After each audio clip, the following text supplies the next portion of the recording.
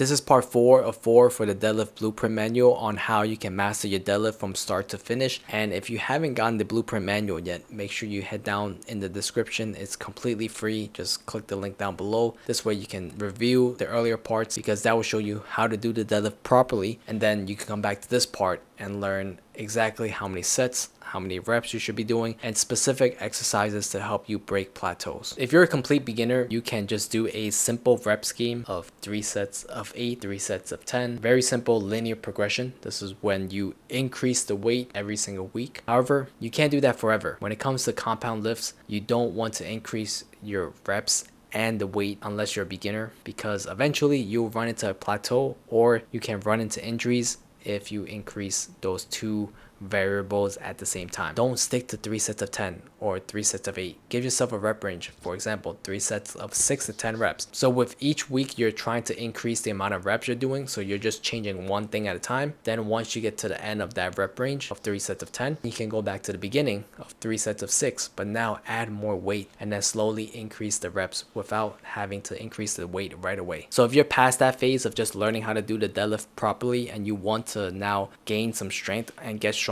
at this exercise, and you see yourself plateauing with just 3 sets of 8 to 10 reps or just 3 sets of 10 reps, here's what you can do. So week 1, you can still do 3 sets of 10. Week 2, you do 4 sets of 8. Week 3, you do 5 sets of 5. And then week 4, you can do 5 sets of 3. That's just a simple rep scheme you can follow for 4 weeks. I'll have other rep scheme you can follow that's in the manual. Now we'll go over some exercises which I think can be very helpful in helping you break these plateaus for your deadlift. The first one is speed and power drills. A lot of times people neglect doing these because they just think as long as you deadlift, you can get stronger, and they're not wrong. You can. You can still get stronger. You can break plateaus by just deadlifting. But if you include some speed and power training, it will help you break those deadlift plateaus and you have an easier time doing it. The first one is very easy. It's just a broad jump. So you're just jumping as far forward as you can with your body weight. You can also use a band and attach it to a squat rack or a pole and have it around your waist so you get some resistance as you're jumping forward, and keep these reps very low.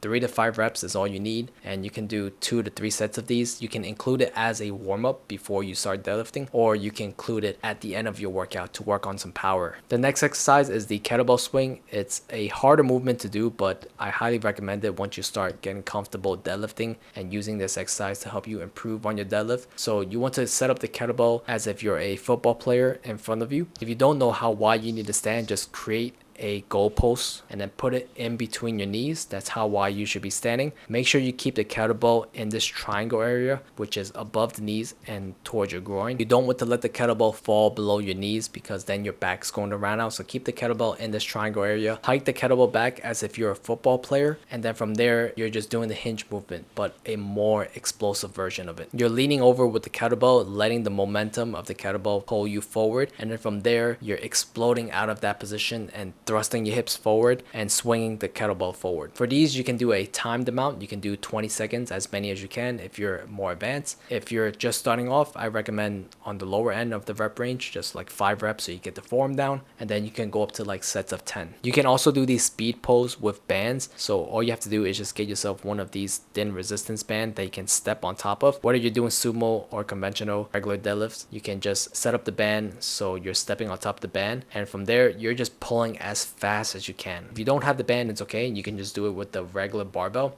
There won't be any resistance. So with these speed pull, you want to be fast, just like the name says. So keep the reps short. 3 to 5 reps is what I recommend in each set, and do them as fast as you can. Do 1 rep really fast, come down, reset, and then go up fast as fast as you can. Those are speed and power drills you can incorporate to help you improve and break plateaus in your deadlift, especially if you're lacking in that department of just generating power and speed very quickly. If you find yourself struggling in certain position when you deadlift, for example, when you start lifting it off the floor, your back starts rounding right away, what you can do is add in these pause deadlifts. So all you have to do is just pull the deadlift bar off the ground and then pause for 2 seconds is what I recommend. So incorporating these pause deadlifts can be very beneficial, making sure your body is stiff and sturdy and you're not rounding your back when you're going through the motion. So by now you should know how to do your deadlift from start to finish and kick ass on this exercise with the proper technique, proper form, and setting up your reps in a simple way so you can progress on this exercise without having to plateau. Since you got to the end of this part 4 of 4 for the deadlift blueprint manual, I have have something for you. Now I can't keep track of everyone who actually watch all 4 parts, but if you got to the end of this video and you want a free month of training with me for online coaching, just email me down below. I have my email down in the description. In your email, in the subject, just say kick-ass deadlift and you get a free month of training with me for online coaching, so I can help you with your fitness goals, whether it be fat loss,